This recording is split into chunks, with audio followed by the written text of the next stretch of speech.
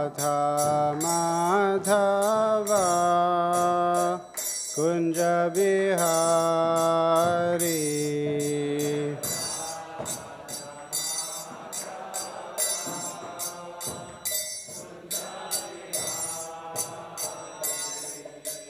gopijana vallabha girivaradhari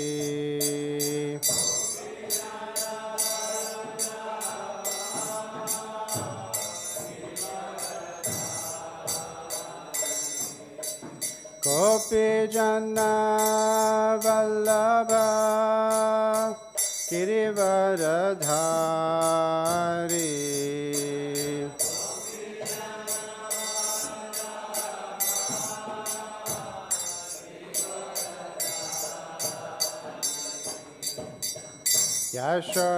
Yashodanandana Rajajana Ranjana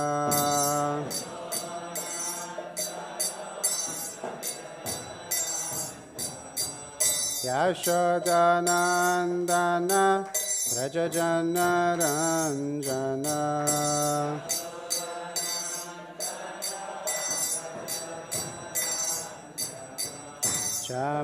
Chamunatira vanachari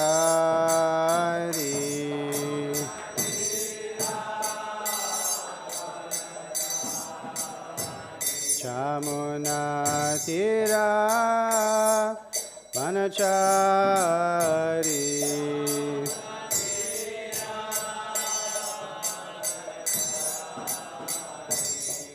Jai Radha Madhava Kunja Bihari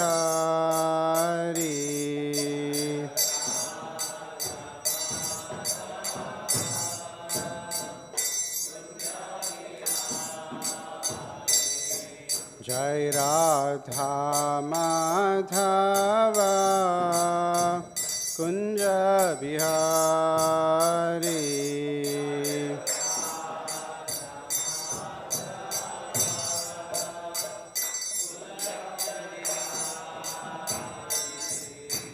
Gopijana Vallabha Girivaradhari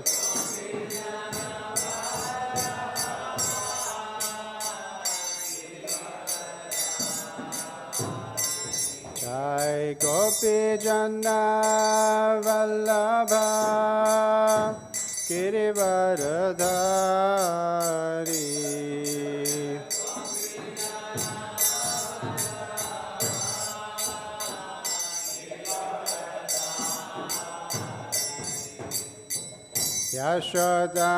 Yashodanandana Rajajana Ranjana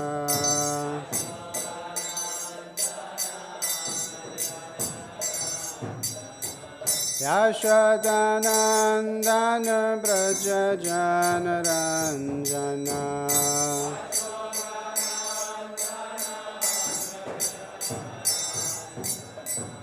Yashodanandana Rajajana Ranjana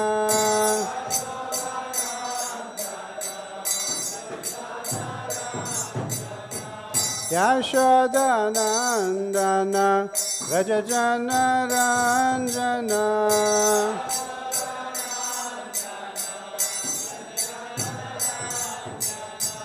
Yashodanandana Rajajana Ranjana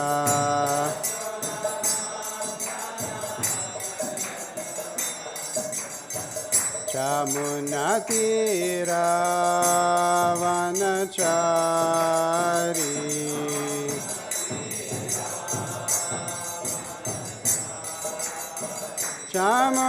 Chamunatira vanachari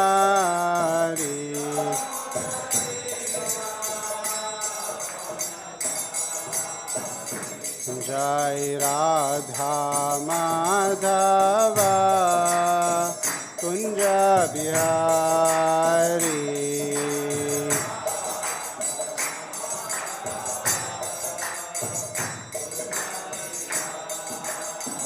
Jai Radha Madhav Kunj Bihari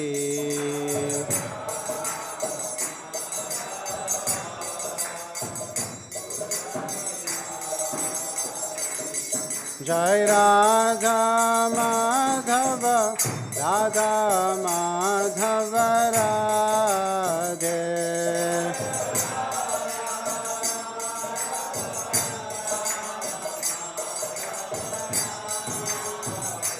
Jai Panchtatva Panchtatva Panchtatva Jai Panchtatva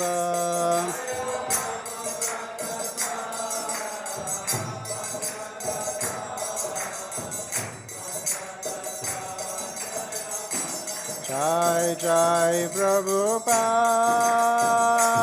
Prabhupada Prabhupada Jai Prabhupada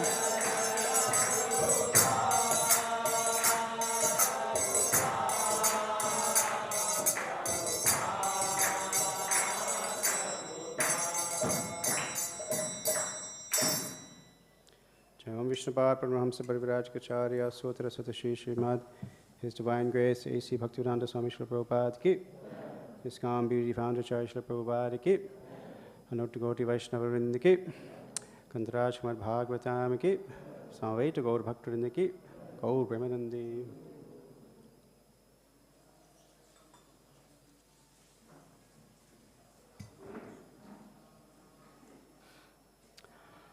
Om Ajnanatimirandhasya Jnananjanashalakaya Chakshurunmilitam Yena Tasmai Shri Gurave Namaha Shri Chaitanya Manobhishtam Sthapitam Yena Bhutale Swayam Rupah Kada Mahyam Dadati Swapadantikam Vandeham Shri Guru Shri Yuta Padakamalam Shri Gurun Vaishnavamscha Shri Rupam Sagrajatam Sahagana Raghunathanvitam Tam Sajivam Sadvaitam Savadhutam Parijana Sahitam Krishna Chaitanya Devam Shri Radha Krishna Padan Sahagana Lalita Shri Vishakhanvitamscha He Krishna Karuna Sindha Dinabandha Jagatpate Gopesha Gopika Kanta Radha Kanta Namostute Tapta Kanchana Gaurangi Radhe Vrindavaneshwari Vrishabhanu Sute Devi Pranamami Hari Priye Vancha Kalpatarubhyascha Kripa Sindhubhya Evacha Patitanam Pavanebhyo Vaishnavebhyo Namo Namaha Jai Shri Krishna Chaitanya Prabhu Nityananda Shri Advaita Gadadhara Shrivasari Gaura Bhakta Vrinda Hare Krishna Krishna Krishna Hare Hare Hare Rama Rama Rama Hare Hare. This morning reading from Srimad Bhagavatam, Canto 3, Chapter 1, questions by Vidura, texts 10, 11, and 12. Om Namo Bhagavate Vasudevaya. Om Namo Bhagavate Vasudevaya. Om Namo Bhagavate Vasudevaya. So I'll read the Sanskrit for 10, 11, then we'll do 12 together, and then I'll go back to read the translations. Text 10. Yadopahūto bhavanam praviṣṭo mantrāya pṛṣṭaḥ kila pūrvajena athāha tanmantra-dṛśāṁ varīyān yan mantriṇo vaidurikam vadanti. 11. Ajāta shatro pratiyachatayam titikshato durvishaham tavagaha sahanajo yatra vrikodarahi shvasan rishayat tvamaham tvamalam bhiveshi. Today's verse. Parthāṁ devo Bhagavan Mukundo. Parthāṁ devo Bhagavan Mukundo. Grihitavan sakshiti deva deva. Grihitavan sakshiti deva deva. Aste svapuryam yadu deva devo. Aste svapuryam yadu deva devo. Vinirjita shesha nrideva deva. Vinirjita shesha nrideva deva. Parthāṁ devo Bhagavan Mukundo.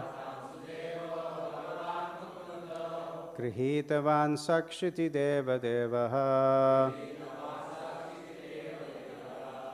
Aste svapuryam yadu deva devo. Vinirjita shesha nrideva deva. Parthāṁ devo Bhagavan Mukundo. Grihitavan sakshiti deva deva. Aste svapuryam yadu deva devo. Vinirjita shesha nrideva deva.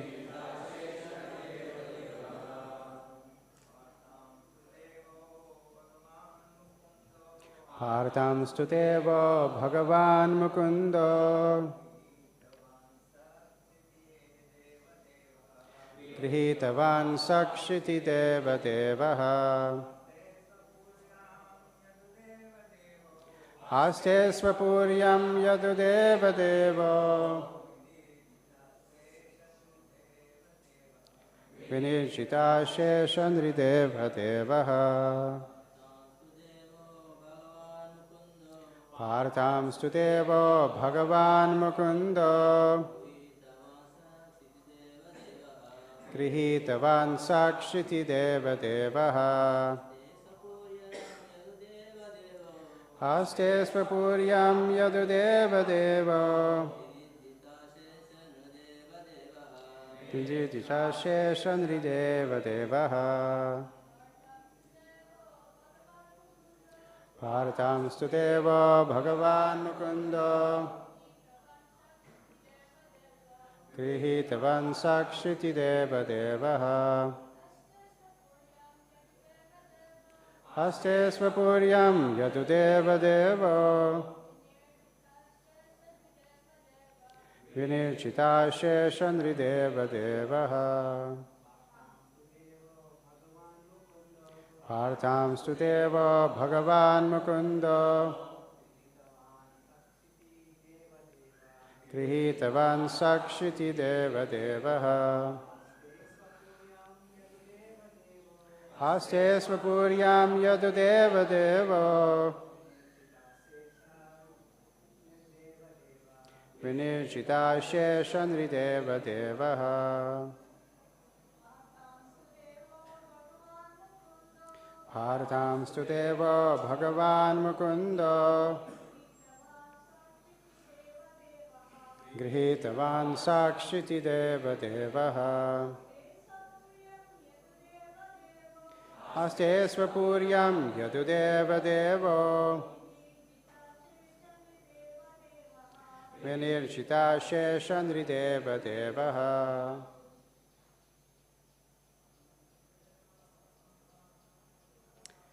Parthan, the sons of Pritha, Kunti, Tu, but, Devaha, the Lord, Bhagavan, the personality of Godhead, Mukundaha, Shri Krishna, who awards liberation, Grihitavan, has taken up, Sa, with, Kshitideva Devaha, the Brahmanas and the demigods.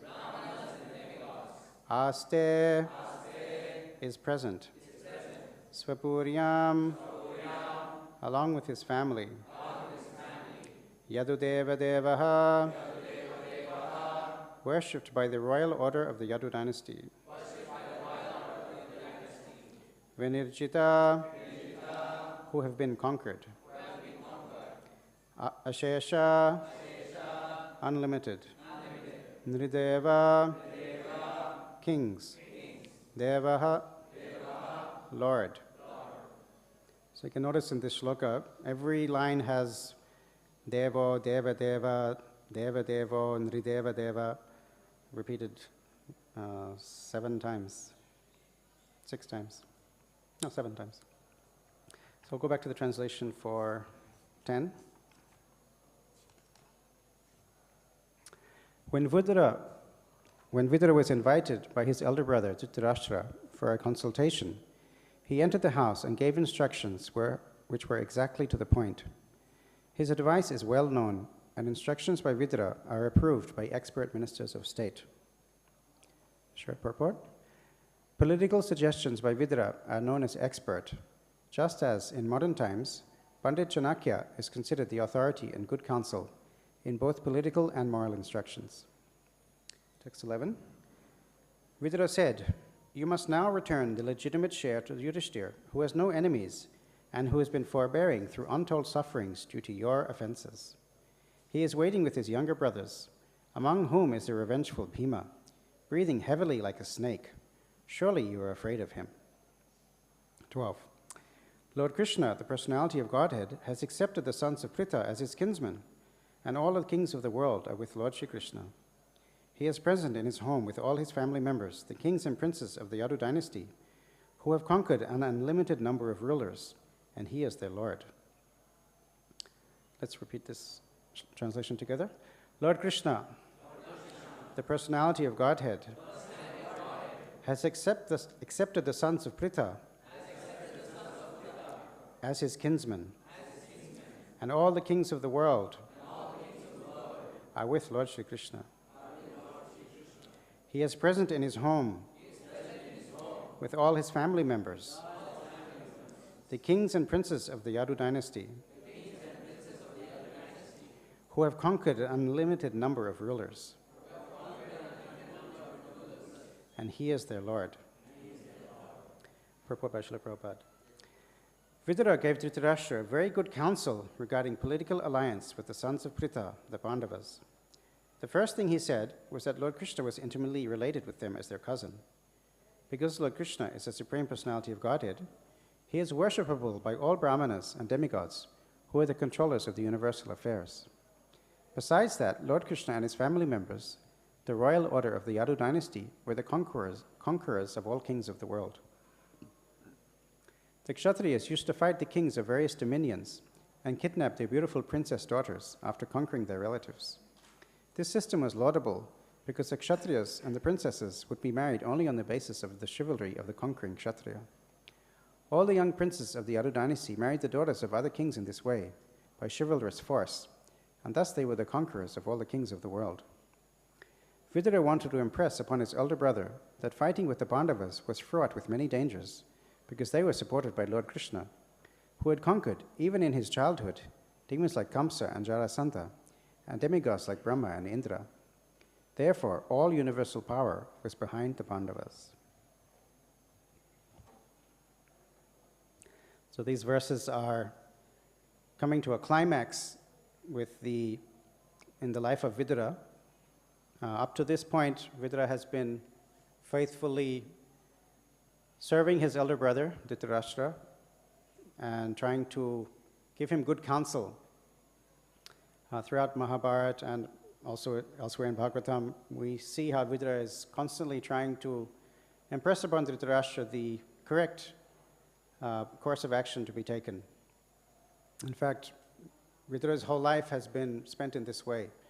Right from the very birth of Duryodhana, he advised Dhṛtarāṣṭra, you should destroy this child. He's going to cause the annihilation of the entire dynasty. if you keep him, if you raise him.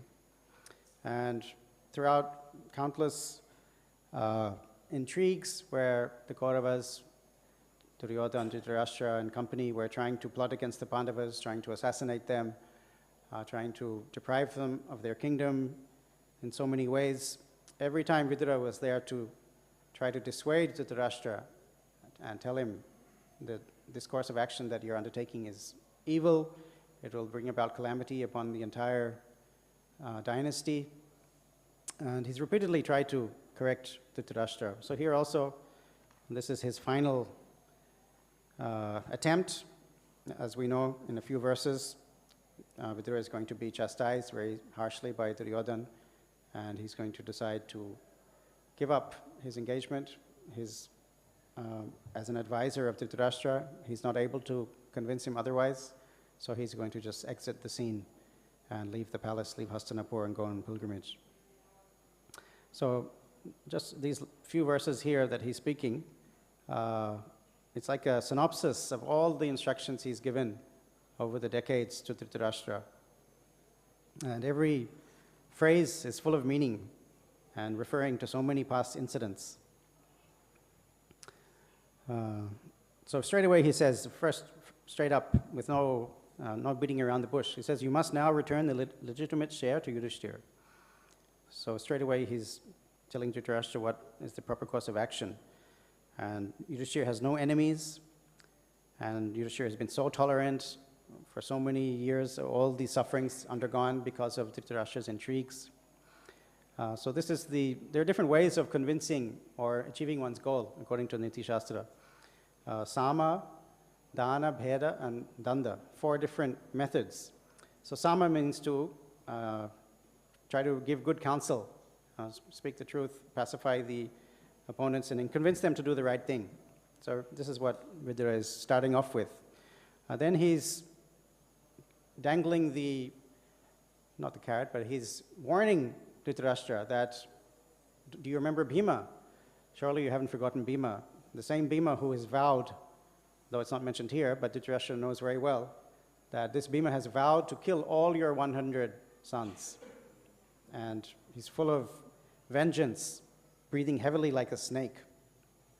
Surely you're afraid of him. So Dhṛtarāṣṭra was always worried after that curse, after Bhima, after that vow in the assembly house that I will kill all the 100 sons of Dhṛtarāṣṭra. Dhṛtarāṣṭra has been fearful of that eventuality. So Vidura is wasting no opportunity to remind him that Bhima is just waiting, so angry, so powerful. Even when they were young children, Bhima used to very easily defeat all the 100 brothers. But now he actually is ready to kill them if the kingdom is not returned. And then Vidura is, in today's verse, he's stressing how Lord Krishna is the personality of Godhead and how Lord Krishna is partial to the Pandavas and how Krishna has conquered over all great demons and kings and how he has so many alliances. And because he is on the side of the Pandavas, therefore the Pandavas' victory is assured. So again here he's showing the bheda, the division, that the Pandavas have more support. Most importantly, they have the support of the Supreme Lord. So in this way, Vidura, using different methods, just in a couple of verses, he is trying to convince Dhṛtarāṣṭra once and for all that you must return the kingdom, otherwise you'll be lost and your entire family, your kingdom, your dynasty will be destroyed. So as I said, Dhṛtarāṣṭra has heard this many times before, but now it's coming to a point because the Pandavas are out of the exile. They're already ready to return to Hastinapur, and this is the moment where Dhṛtarāṣṭra has to make his choice. Do we welcome them back, or do we deny them their rightful share of the kingdom and wage war? Also, as we know, of course, what decision Dhṛtarāṣṭra made, and it'll lead to the great battle of Kurukshetra, in which all his 100 sons will be killed by Bhima, and he'll be left with nothing. And if we go back to the first canto, when Vidura returns to Hastinapur, he's pointing out Dhṛtarāṣṭra's pitiable situation, living in the palace of those whom he tried to kill He's still living there without any shame. And Vidura preaches to him very heavily and encourages him to quit the palace and to go to the forest for pursuing self-realization. So of course Dhṛtarāṣṭra, he's a very conflicted character. Deep down he actually knows that everything Vidura is telling him is true. And if he doesn't follow that advice, everything will eventuate as Vidura is predicting. He knows that inside, but because of weakness of heart, because of excessive attachment, he's not able to take those instructions to heart. He's not able to actually follow through on them. And we can see that right from the very beginning of Bhagavad Gita. The first verse is spoken by Dhṛtarāṣṭra, dharma kshetre kurukshetre samaveta yutsava. So the very first word he speaks, dharma kshetra, Prabhupada explains in the purport that this indicates that he knows that Kurukshetra is a holy place. Even today, Kurukshetra is a place of pilgrimage. You can visit there. And even in ancient times, it was a place of performance of sacrifice, a holy place, Dharma Kshetra. And because the Pandavas are dharmic, Yudhishthira is Dharmaraj. He's the son of Dharmaraj. He was begotten by Yamaraj, Dharmaraj, in the womb of Kunti. And so he's Dharmaraj, and he's known to be so dharmic, following the rules and regulations of the scripture, following the instructions of Lord Krishna, which is the ultimate rule of the scripture, dharmam tu sakshat bhagavat pranitam. Therefore, because they're fighting in such a holy place, that will favorably influence the Pandavas. So Dhṛtarāṣṭra knows this. He's known this all along. He's known that his attachment for Duryodhana is shameful and not justified, and it's going to cause so many troubles in the future. But just because of weakness of heart, because of excessive attachment, he's not able to correct the situation. And if you go further into the first chapter of Bhagavad Gita, we hear there are so many indications, even before the battle has started, that the Pandavas are going to be victorious. For instance, when the Kauravas blow their conch shells, it's a great noise, and it gives joy to Duryodhana. The Bhishma and the other leaders of his army are blowing their conch shells in preparation to fight. But Sanjaya, who is narrating the Bhagavad Gita to Dhṛtarāṣṭra, when he comes to describe the conches of the Pandavas, there's so much more impact. First of all, he names all the conches. Each conch has a name. Panchajanyam Rishikesho Devadattam Dhananjaya. Krishna's conch is known as Panchajanya. Arjuna's conch is known as Devadatta. Pondram Dadmu Mahashankam Bhima Karma Vrigodara. Bhima's conch is known as Pondra. Ananta Vijayam Raja Kuntiputro Yudhishthira. Nakula Sahadevascha Sughosha Mani Pushpakau. Nakula and Sahadev, they blow the Sughosha and the Mani Pushpaka. Yudhishthira's conch is known as Ananta Vijaya. And so much detail is given, which Sanjay did not bother with when the Kauravas blew their conches. But more importantly than that, the sound of those conches, headed by Lord Krishna's conch, Saghosho Dhṛtarāṣṭra na hridayani vyadarayat. So it broke the hearts, it shattered the hearts. It was such a tumultuous noise that Duryodhana and all his troops and leaders were jolted, and just from that sound they could understand that they'll have to face defeat in this battle. Then, of course, later in the 11th canto, Arjuna has a vision of the universal form, and he sees that all the heads of the army, Bhishma, Drona, Karna, even the generals on the Pandava side, they're all being destroyed, all entering the mouth of Krishna's universal form. And Krishna even says, but for you, the Pandavas, everyone will be destroyed here. So again, that's another indication of the Pandavas' victory. And if you fast forward to the very last verse of Bhagavad Gita, Yatra Yogeshwara Krishna, Yatra Partha Dhanurdhara, Tatra Shri Vijayo Bhuti Dhruva Nitir Matir Mama.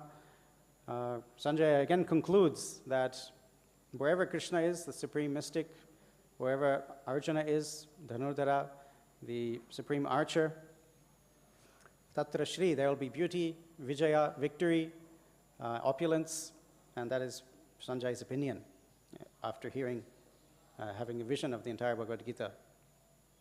So every indication is there that the Pandavas are going to be victorious, and Dhṛtarāṣṭra is going to, ultimately, he'll be left lamenting his wrong choices in life, that he was not able to curb the demoniac nature of his son, Duryodhana, Dushasan and company.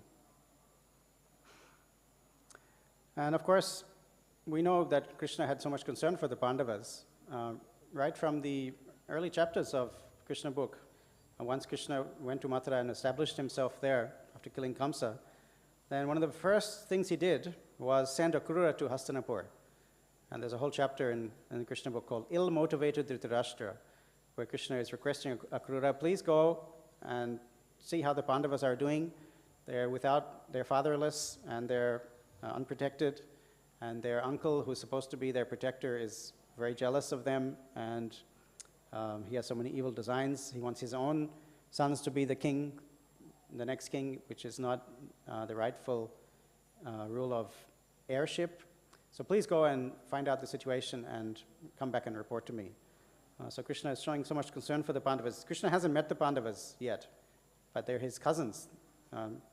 Tirtha, Kunti, is the sister of Vasudeva. So Pandavas are Krishna's direct cousins.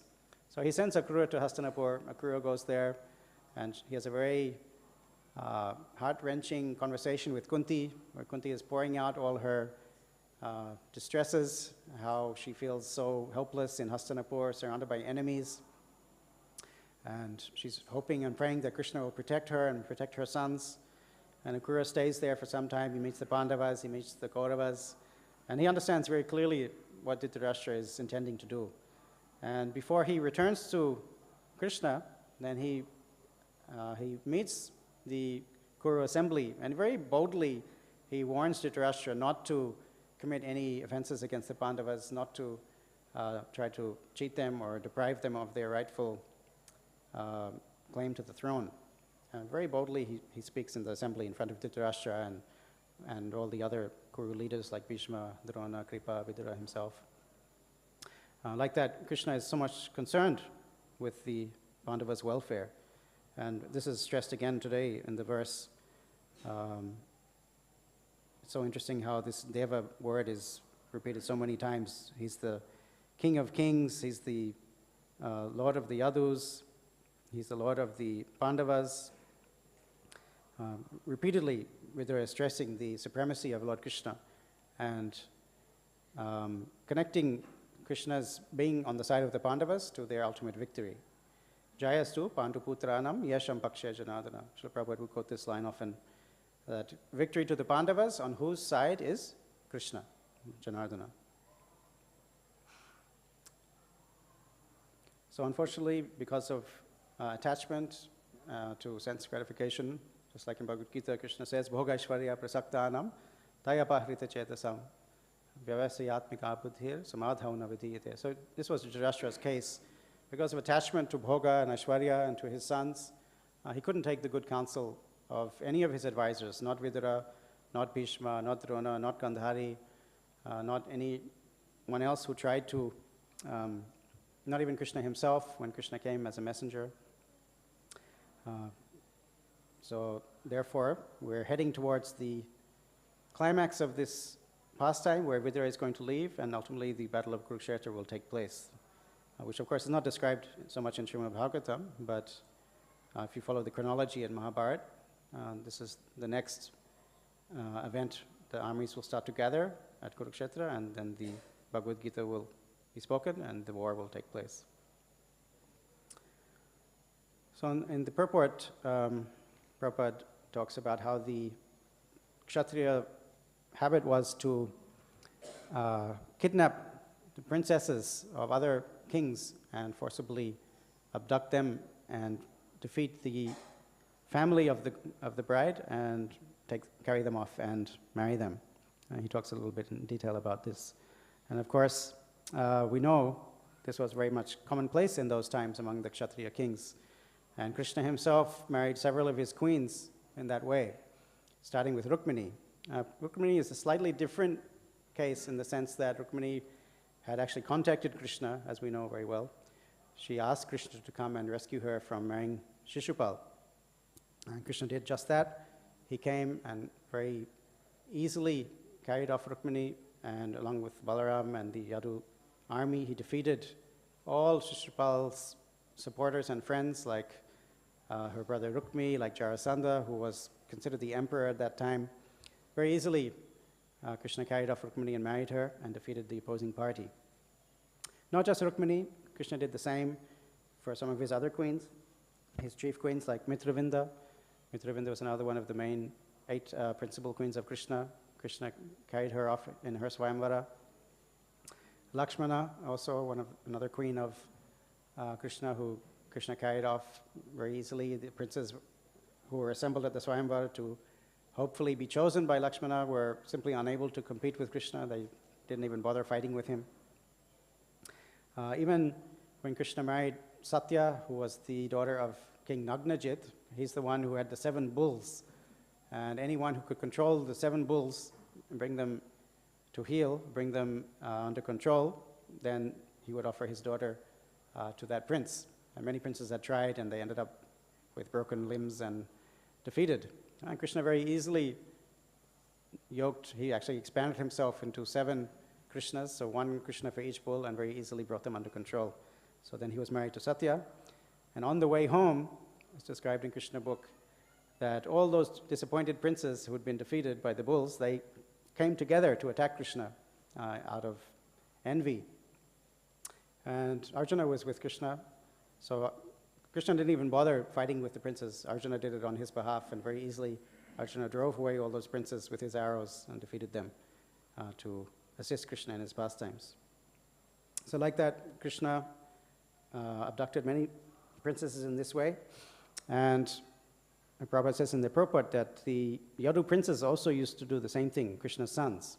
And of course, the most famous instance of this that we are well aware of, also from Krishna book, is the marriage of Samba. Samba also married a princess named Lakshmana, different to his Krishna's wife Lakshmana, of course. But Lakshmana was the daughter of none other than Duryodhana. So Samba is, as Prabhupada explains, Samba means literally Sa Amba, means with mother. So Samba was a real mummy's boy, at least when he was young, and he was always with his mother, so much so that he got the name or the nickname Samba. So generally, if a boy is always with the mother, you don't expect him to be very masculine or to grow up to be a great hero. But when Samba came of age, he, just like Krishna had done, he came to the Swayamvara of Duryodhana's daughter, Lakshmana.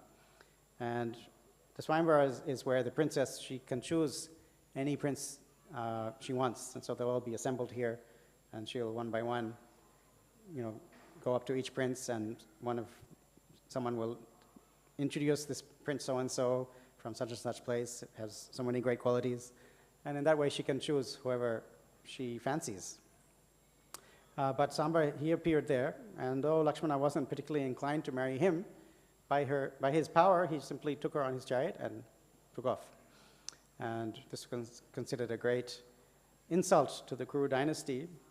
So the Duryodhana and Karna and Bhishma and several other great Maharathis, they combined together, 6 of them, to chase Samba. And they said, we're going to capture him and avenge this insult to our family, that he's abducted our princess like this.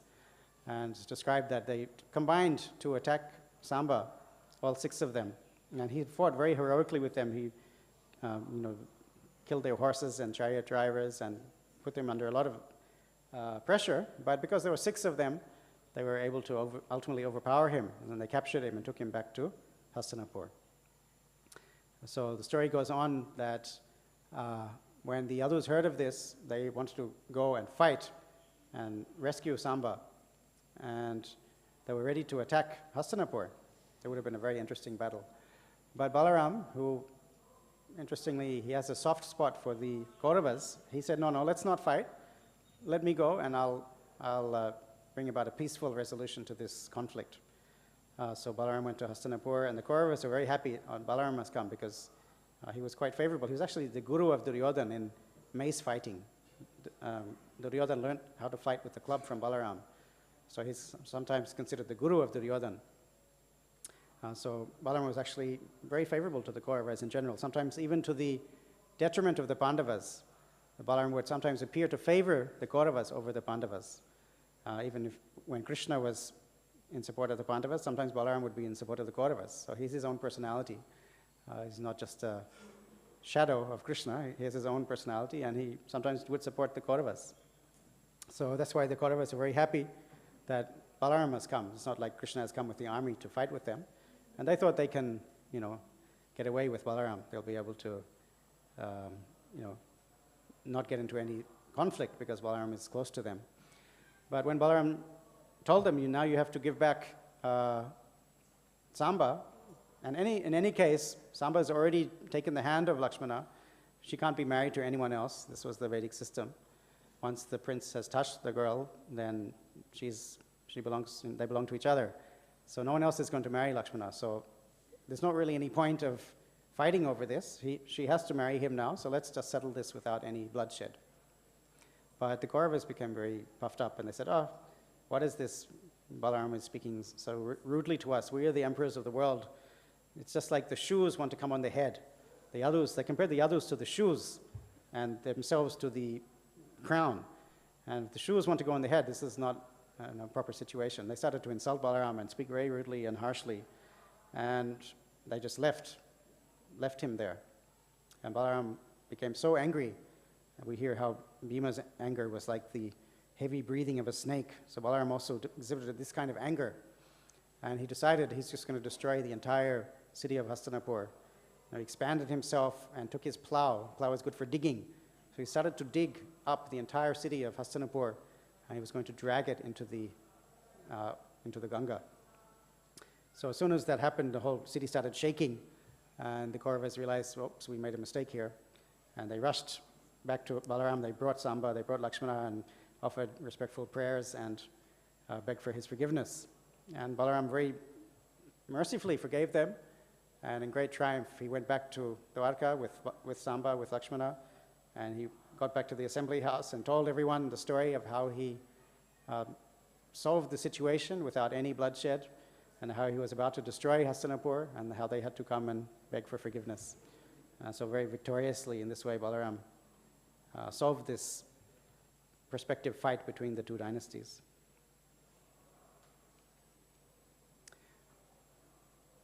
So here, at the end of the purport, Prabhupada mentions how even in childhood, Krishna had killed demons like Kamsa, had conquered demons like Kamsa and Jarasandha, and demigods like Brahma and Indra. So as we know, Kamsa, he had sent so many demons to Vrindavan to kill Krishna one by one. And it's a very interesting chapter in Garga Samhita. And it gives all the details of how Kamsa came to have all these demons under his control. And actually describes how each and every demon that Kamsa sent to Vrindavan, he had previously defeated in single combat. First, he defeated Kuvalayapida, and after that, Kuvalayapida was actually Jarasandha's elephant. And when Jarasandha saw the power of Kamsa, that's when he became friends with Kamsa, and he offered his daughters in marriage to Kamsa. And then all the wrestlers, Chanara, Mushtika, Shala, Toshala, Kuta, there's a whole list of them. They were all princes and great wrestlers, and Kamsa went and defeated all of them, and they became his servants. And then Agasura, Bakasura, Vatsasura, every single demon you can think of, Vyomasura, Kamsa one by one, he defeated each of them and made them his servants. Keshi, Bakasura actually is some of the descriptions. It's the same way that Krishna killed those demons. It's the same way that Kamsa defeated them. Like Bakasura actually swallowed Kamsa, but Kamsa made his body, very harsh, very hard, and Bakasura had to spit him out, and then Kamsa defeated him. Trinavarta actually took Kamsa into the sky, and they were fighting in the air, but Kamsa prevailed and threw Trinavarta down. Then, because he defeated Bakasura, he told Putana, I'm not going to fight with you, you're a woman. Anyway, I've defeated your brothers, so just join me. And he made alliances with Narakasura, Shambhara, Kalayavana. Each and every one of them, he either defeated or he made alliance with them. And in that way, Kamsa became the leader of this great host of demons. And then after that, when he'd gathered all his forces, he went to the heavens and he fought with Indra and the demigods. And there's detailed description of how Indra was fighting and Airavata was fighting with Kamsa, and then Banasura was fighting with the demigods, and all the demons together were fighting with the demigods. And ultimately, Kamsa defeated all of them. And the demigods started running away in fear, and they started throwing down their weapons and praying to Kamsa, please don't kill us. And then Kamsa forcibly took Indra's throne and umbrella and took it to Mathura. So this is the power of Kamsa, that he was able to defeat all these demons, and then one by one he sent them to Vrindavan, and one by one Krishna killed all of them. So the demigods were well aware of this. They'd already been defeated by Kamsa. They'd already been defeated by all these other demons. That's why every time when Krishna killed one of the demons, they were so happy. They were watching from the clouds. Sometimes they were scared of Aghasura. When Krishna went inside Aghasura's mouth, they were all, oh no, Krishna is going to also be destroyed, like the cowherd boys. And they were crying, alas, alas, because they were scared of these demons, Aghasura and Keshi. When Keshi entered Vrindavan, says that the hairs on his mane was throwing the demigods' airplanes out of orbit. So they were scared of all these demons. That's why they were hiding behind the clouds and waiting to see when Krishna would kill them. And when Krishna killed them, they were so relieved and happy. That's why they would shower flowers on him and sing and dance in ecstasy. That one more demon has been liquidated from the list. They probably had a list, all the demons one by one, and crossing them off. Okay, this one's gone, this one's gone, this one. We don't have to worry anymore that these demons are going to bother us. And ultimately, when Kamsa was killed, that was the great relief for Mother Bhumi and for all the demigods. So if Krishna could kill Kamsa, who was so powerful that he could defeat all these other demons, even when he was just a child, then if he's a friend of the Pandavas, then what question is there that the Pandavas will not come out victorious in the fight? Even though Krishna was not going to fight, Krishna said, I'm not going to take up any arms in this battle, but I'll simply help. I'll just be on the Pandava side. And so even without fighting personally, by Krishna's influence, the Pandavas became victorious. So when I was preparing for this class and I was considering how Vidura was trying to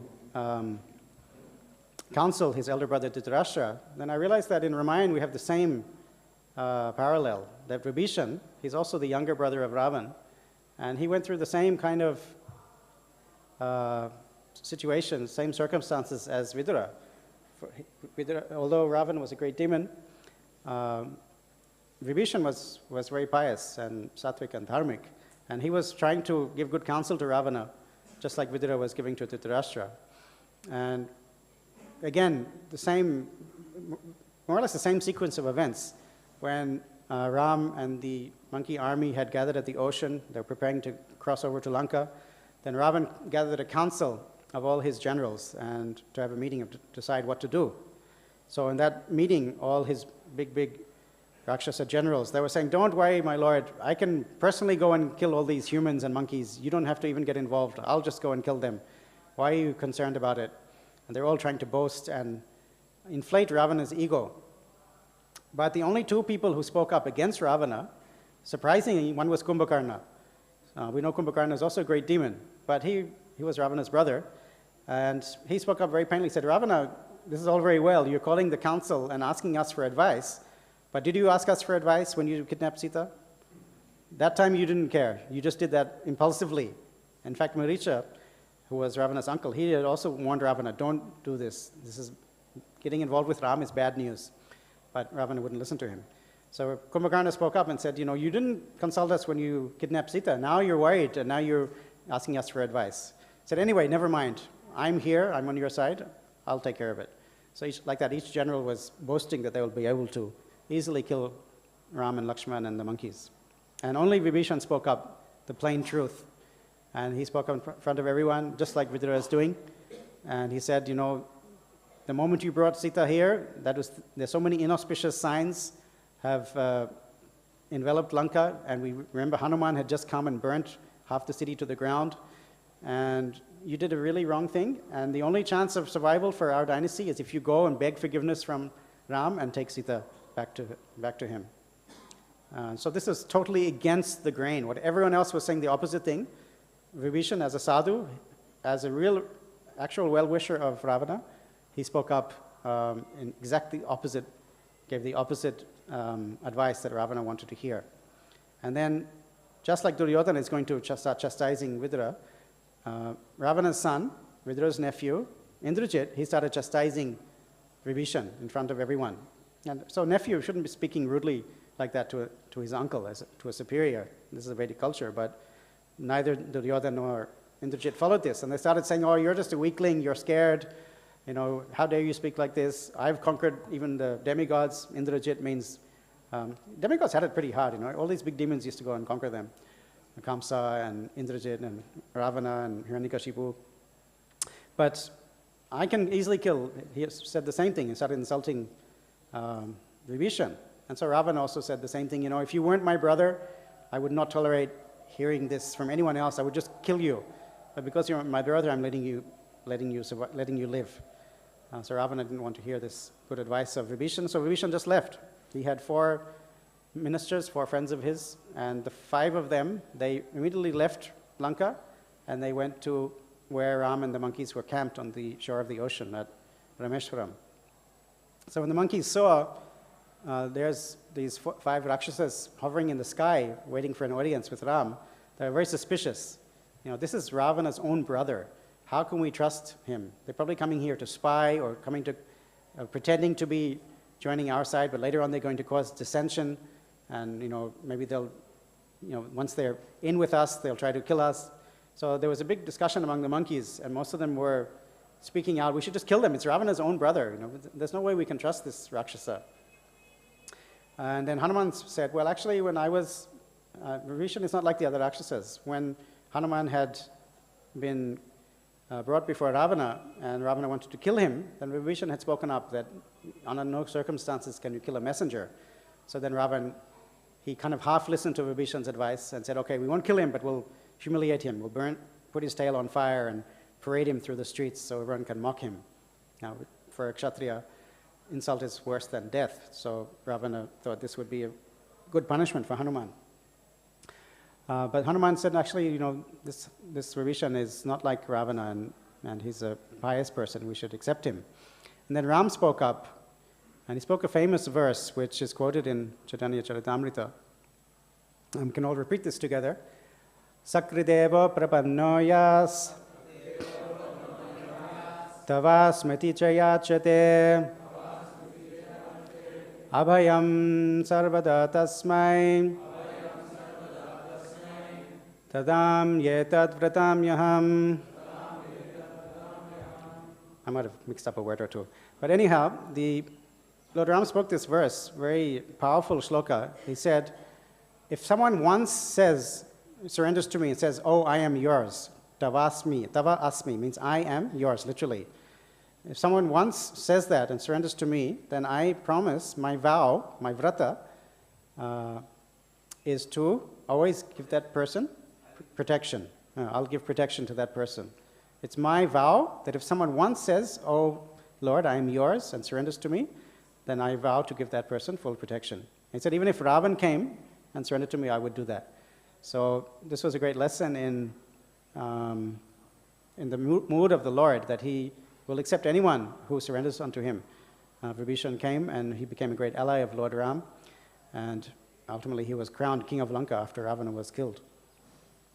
And so the other monkeys were all, Sugriva and company, they were all very humbled to see how merciful Lord Ram was to accept Vibhishan, even though many of them had doubts about his character. So to end, in the first purport, Prabhupada talks about Chanakya, and he says that, he compares Chanakya and Vidura. Vidura was in a previous yuga, and Chanakya is considered the authority and good counsel in modern times. And Prabhupada would also make the comment that in Delhi, which is the capital of India, the diplomatic quarter where all the embassies are is called Chanakyapuri, because Chanakya is considered the great diplomat and statesman of ancient India. And it's interesting to note that Chanakya is actually, although he's not necessarily considered a pure devotee, but he's actually predicted in Srimad Bhagavatam. In the 12th canto, there's a description of Kali Yuga, what happens in the future of Kali Yuga. And Chanakya is predicted there that he'll be the minister of Chandragupta, and he'll cause the destruction of the Nanda dynasty, and by his efforts, Chandragupta will be enthroned as king of the Maurya dynasty. Although his name is not mentioned, but the Acharyas and Prabhupada in the purport comments that this Brahmana is Chanakya Pandit. And Prabhupada is very fond of quoting many verses from Chanakya Pandit. These are not necessarily spiritual instructions, but moral instructions and diplomatic advice that Chanakya Pandit has given, and Prabhupada would often quote these verses. And in fact, in the purport to text 14, which is just a couple of shlokas away, Prabhupada literally translates one of these verses from Chanakya Pandit. It is said that giving good counsel to a foolish person causes the fool to become angry, just as feeding milk to a snake only increases its venomous poison. Now, so this is one of those verses by Chanakya Pandit. Payapanam bhujanganam kevalam vishavardhanam. Very simple Sanskrit. So if you feed milk to a snake, kevalam vishavardhanam, it only increases the poison. Upadesha himurkhanam. In the same way, if you give upadesh, if you give instruction to a murkha, I have to look it up, sorry. I was trying to learn it this morning. The last line I was getting wrong. Prakopaya nashantaye. That person, the murkha, if you give good advice, he won't become peaceful, he'll get more angry. And we see exactly that's what's happening here. When Vidura is giving this good counsel to Duryodhana, the fool, he's going to get angry. When Vibhishana was giving good counsel to Ravana, the foolish Indrajit and others were getting angry. So that you can see the link between Vidura and Chanakya in this way. So Prabhupada will often quote this verse: you shouldn't give good instruction to a fool, and they'll simply get agitated, just as one shouldn't feed milk to a serpent. It simply increases the poison. So some other famous verses that, just quickly to end, some other famous verses of Chanakya that Prabhupada was fond of quoting. Matrivat paradareshu samaloshtrasra paradravyeshu loshtravat atmavat sarvabhuteshu yapashyati sabandita. This is a definition of a pandit. A learned person is one who sees all women as mother, who sees others' possession as just pebbles on the street, in other words, has no lust over anyone else's possessions, and who treats everyone like himself. Such a person is a pandit. And Prabhupada would many times quote this, especially the first line. Some other couple of interesting verses from Chanakya. Ajayudhe munishradhe prabhati mega garjanam dampatye kola halam chaiva bhavarambe lagukriya. This is very interesting. It says Ajayudhe, when two goats fight, like in the village, sometimes goats, they butt their heads against each other, and the little kids might come and watch and get some excitement. Muni Shraddha, if the munis in the forest who are living a life of tapasya, they're going to have a Shraddha ceremony, what kind of feast can you expect? They're just living off roots and fruits. There's not going to be any grand feast. In the same way, the rumbling of clouds in the morning, it doesn't lead to rain. It's just a hint. And the disagreement, the argument between husband and wife, now, all these things, they seem like, it's going to be a big deal, something major is going to happen, but actually they're very insignificant. The goats fighting, the Shraddha of the munis in the forest, the rumbling of clouds in the morning, the disagreement between husband and wife, bhavarambe lagukriya. It's a big start, but there's no real substance to it. Nothing really happens. The husband and wife, they may argue, but they'll still stay together. They'll continue on their family life. Mata yasya grihe nasti bharya chapriyavadini aranyam tena gantavyam yatharanyam tata griham. If the mother is absent from home and the wife is harsh in her speech, better the man should go to the forest, because the forest and the home are the same thing. And Prabhupada gives a spiritual purport to that. He says, in this sense, mata means bhakti. So if there's no bhakti at home, then what is the purpose of your grihastha ashram? So like that, Prabhupada was very fond of quoting Chanakya Pandit's wise sayings, and Vidura similarly has given many nice instructions. Unfortunately, Dhṛtarāṣṭra was not able to take those to heart, but we can learn from that, learn from Vidura's instructions, learn to always be on the side of the Pandavas, on the side of the devotees, on the side of Krishna, for our smooth progress in bhakti. I'm sorry I've gone a little over time, so unless there's a burning question or comment, we should probably end.